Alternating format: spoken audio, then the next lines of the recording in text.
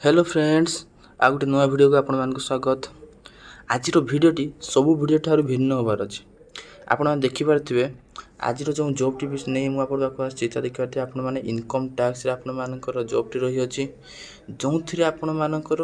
केवल 10th पास रही अच्छी क्वालिफिकेशन देखिपे क्वालिफिकेशन मात्र 10th पास जदि आपण मैंने 10th श्रेणी पास होती किसी भी मार्क था ताहा डिपेंड करूनी जदि आप 10th श्रेणी पास होती ताहले आपण मैंने यही जॉब टी अप्लाई करि परिबे एवं एथिरे आपण माने देखि पारथिबे नो फीस आपण मानक एथिरे किछि भी आवेदन पई किछि भी फीस चार्ज करा जाउ नै एथिरे मागुणा रे आपण माने एही एग्जाम टी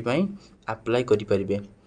एवं एथिरे देखि पारथे आपण मानक सैलरी होची 56100 टका आपण मानक सैलरी मिलिबो देखि पारथे आपण माने डेट एग्जाम डेट कते केबे रही अछि एग्जाम पे अप्लाई डेट कते कोन रही अछि एज कोन रही अछि सब किछि मु ए वीडियो माध्यम रे आपण मानकू डिटेल से जणे देबी ठीक अछि तेनु वीडियो को शेष पर्यंत निश्चय देखंतु। तो चलंतु स्टार्ट करिया वीडियो को। फ्रेंड्स आपण देखि पारथिबे एहा होछि एक इनकम टैक्स डिपार्टमेंट रिक्रुटमेंट 2024 एहा होछि से जॉब टर नोटिफिकेशन टी आपण देखि पारथिबे ऑर्गेनाइजेशन नेम आपण देखिते इनकम टैक्स डिपार्टमेंट रे आपण मन जॉब टी बाहरी अछि टाइप ऑफ जॉब एहा एक परमानेंट जॉब रहिछि आपण माने परमानेंट चाकरी करिवे एथिरे देखि पारथिबे कैटेगरी आपण मानक सेंट्रल गवर्नमेंट जॉब रहिछि एहा आपण मानक एक सेंट्रल जॉब रहिछि आपण मानकर। नेक्स्ट आपण देखि पारथिबे नेम ऑफ द पोस्ट एहा होछि आपनको कैंटीन अटेंडेंट पोस्ट आपण माने जॉब करिवे कैंटीन अटेंडेंट पोस्ट आपण मानकर एथिरे जॉब टी रहि अछि। अप्लाई मोड आपण देखिबे आपण मानक ऑनलाइन माध्यम रे अप्लाई करि पाए पड़िबो केमिति अप्लाई करिवे केमिति कोन सब किछि मु वीडियो माध्यम जणे देबे। तो चलंतु देखिबा हु कैन अप्लाई आपण देखि पारथिबे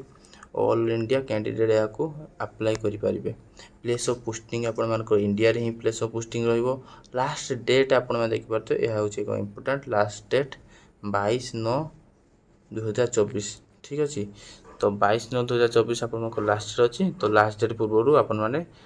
एहा को अप्लाई करि दियंतु। जेंडर आपण देखि पारथिबे बोथ मेल एंड फीमेल उभय पुरुष और महिला माने एही जॉब रे अप्लाई करि परिबे।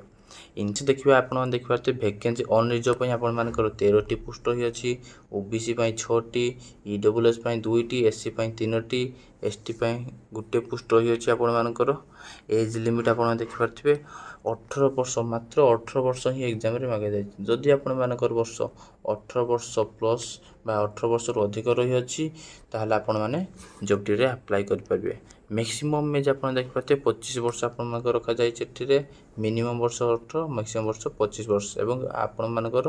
गवर्नमेंट रूल हिसाब रे आपण मानको एज रिलैक्सेशन मध्ये मिलियो। जदि आपण माने ओबीसी बैकग्राउंड बिलोंग करथांती ताहले आपण मा देखि पाबे आपण मानको 3 वर्ष रो छाड़ मिलियो सेही परि जदि आपण माने एससी एसटी किबा पीडब्ल्यूडी बैकग्राउंड बिलोंग करथांती ताहले आपण मानको 5 वर्ष रो बिलोंग करबो माने जदि के ओबीसी छात्र हे ए जॉब टी अप्लाई करबे ताहले ताको बयस जदि 18 वर्ष रु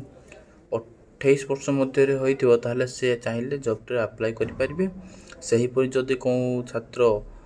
एससी एसटी किबा पीडब्ल्यूडी हेथिबो ताहले से 18 वर्ष रु 30 वर्ष मध्य रे चाहिले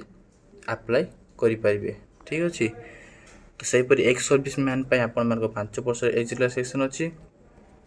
जोटी सैलरी आपण माने देखिबे आपण मानको स्टार्टिंग सैलरी बेसिक सैलरी 18000 मिलिबो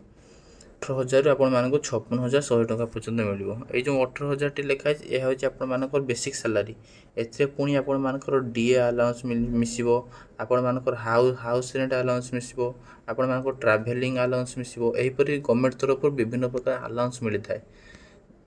सेही सब पैसा गुडी को आपण मानकर ए बेसिक पैसा सहित मिसिबो एवं आपण माननको मिनिमम आपण मानको स्टार्टिंग सैलरी 22000 रु स्टार्ट होबो ठीक अछि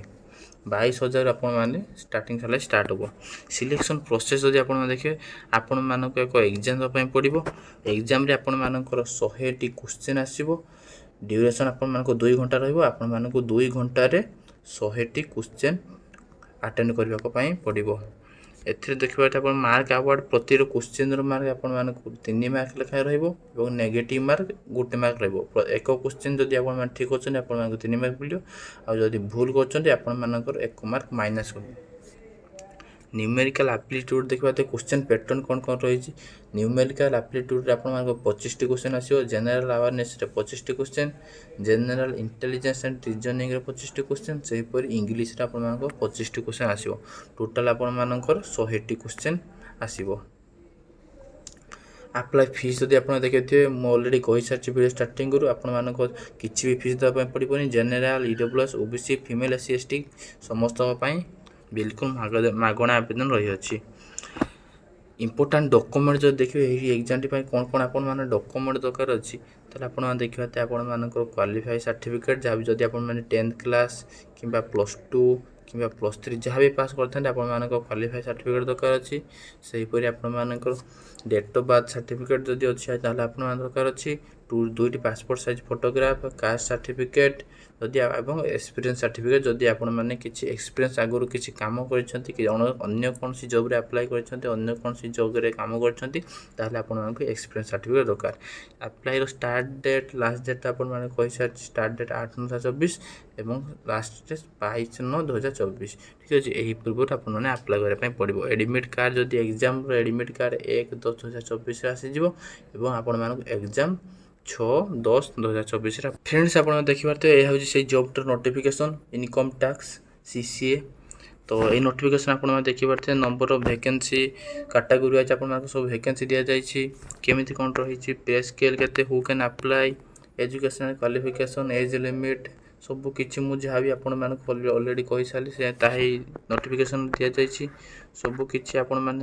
दि जाइए आप देखिपे जदि आपण मैंने नोटिफिकेशन टी पाइबा चाहते ताले तले डिस्क्रिप्शन में मो व्हाट्सअप चैनल लिंक टी प्रोवाइड कर देछि आपण मैंने जाई व्हाट्सअप चैनल जॉइन करी सेठी ए पीडीएफ टी को पाई परिबे नोटिफिकेशन पीडीएफ टी को आपण देखि परथिबे एहा से जॉब टी रो ऑफिशियल वेबसाइट ऑनलाइन माध्यम आपण माने केमिति अप्लाई करिवे आपण मानको ए वेबसाइट आसे पई पड़िबो ए वेबसाइट देखिया पई पड़ते आपण जदी पूर्व ये website login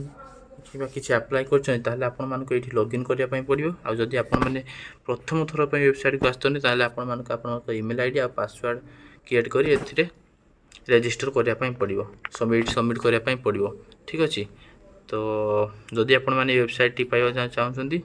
WhatsApp channel join करूँ कि मो डिस्क्रिप्शन में प्रोवाइड करी व्हाट्सअप चैनल लिंक आपण से जॉइन करूँ व्हाट्सअप चैनल यही वेबसाइट लिंक टी प्रोवाइड करदेवी जहाँद्वारा आपण मैंने यही जॉब रे अप्लाई करेंगे ठीक अच्छे आप ईमेल आईडी पासवर्ड देवे जॉब रे अप्लाई करेंगे नेक्स्ट आप देखिए ये एक पजल टी आपको दि जाए यहाँ सल्व करेंगे शेष में सबमिट बटन में क्लिक करेंगे तो आपण वेबसाइट ओपन हो वेबसाइट जहाँ भी आप डॉक्यूमेंट बाहर से सब फिलअप कर आपने जॉब टी अप्लाई करेंगे तो जदि आपने चाहते केमी जॉब टा अप्लाई करेंगे केमी कौन रही तो ताले कमेंट बॉक्स में कमेंट करूँ मुझे एक नुआ वीडियो आप नहीं आसबि केमी जॉब अप्लाई करेंगे केमी कौन रही सबकि मुझे आउ गोटे वीडियो कहीदेवी डिटेल से ठीक अच्छे जदि वीडियो भल लगी चैनल को लाइक कमेंट शेयर सब्सक्राइब करदे आज रोची।